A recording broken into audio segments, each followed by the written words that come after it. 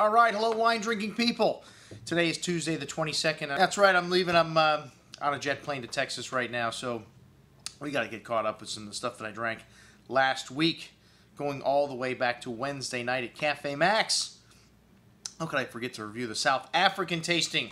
You know, we just did Australia, the last theme, 2 weeks ago. We had 6 people show up. We have like double the crowd for South Africa. I don't get it, man.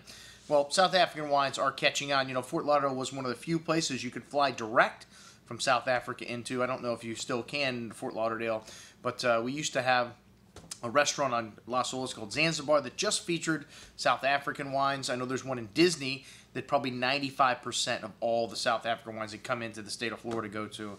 But there's still some good stuff that's available out there, even though I'm sure the majority of the great wines from South Africa probably get consumed in South Africa because these guys are thirsty down there, man.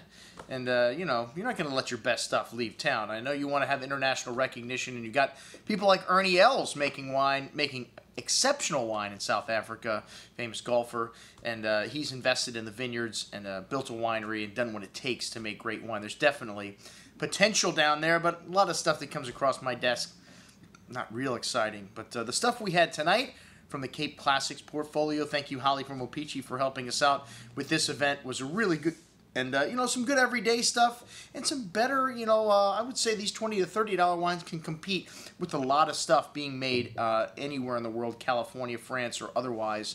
They really showed nicely on this occasion. Well, first up, the Mulderbosch Rosé. This is a rosé of Cabernet Sauvignon, really? Isn't Cabernet much more valuable as a red wine? Yes. But, you know, they do this little Saignée thing where they bleed off some of the juice to make the stuff that's left a little more intense with certain red wines. That's what this is. This wine has got a little bit of tobacco kind of note to the wine. Really interesting, some red currantberry fruit, and really nice and fresh, clean finish. Great little wine for $10. Wow, great value. Next up, the DMZ Chardonnay 2008. And this wine, pretty clean, pretty straightforward, you know, some peach and apple fruit, just a hint of hazelnut, maybe a light matchstick kind of nuance on the nose, and fresh and clean in style, and a really simple and easy drinking Chardonnay. You know, Chardonnay you can make just about anywhere into a nice, palatable white wine. All right, next up, the DMZ Shiraz. And those are the same grapes. This is a, you know, lighter, more savory style Syrah, but still have that nice plummy cherry fruit to it. Really a hint of tobacco spice. Really nice little soft, savory style of Syrah there, the DMV. All right, the Excelsior Cabernet Sauvignon. Excelsior. We just love that name. And it's got a screw cap, and for $10, it ain't bad, but, you know, it's a little light on, you know, on the light and fruity side. But, hey, it's something I could bring home to cook with here. And, I mean, you know, if I got my friends over that put ice in their wine, I'll serve it to them. But not a bad wine. Next up, the Kanaan Cup Cadet. And this wine's got Pinotage. Warning, warning, warning. We don't like Pinotage. The burnt rubber and banana smell of this varietal, kind of off-putting to me. But, hey, this wine had a little Cabernet in it. So how do you make Pinotage better? Add other varietals to it. But still not my thing, and, you know, not a real expensive wine, though, $13.20. Some of the people like this wine.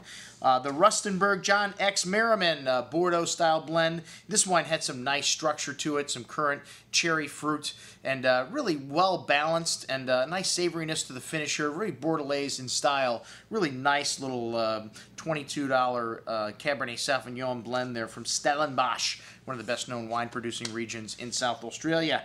All right, next up, the Mulderbosch Faithful Hound. That's right, folks. We like pictures of animals on wine labels.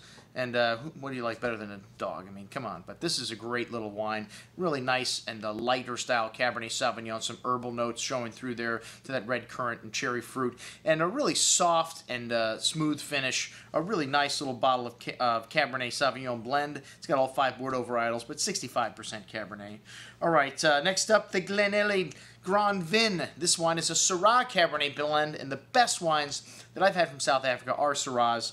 And this wine's got Cabernet Merlot and Petit Verdot in it, and lovely forward ripe plum and cherry fruit here. Also, maybe a little hint of black spice tar there, and some good structure in this wine. This wine was the biggest wine of the night for me, and the richest. A really nice bottle of Shiraz Cabernet blend, and pretty decently priced here, $26 and change.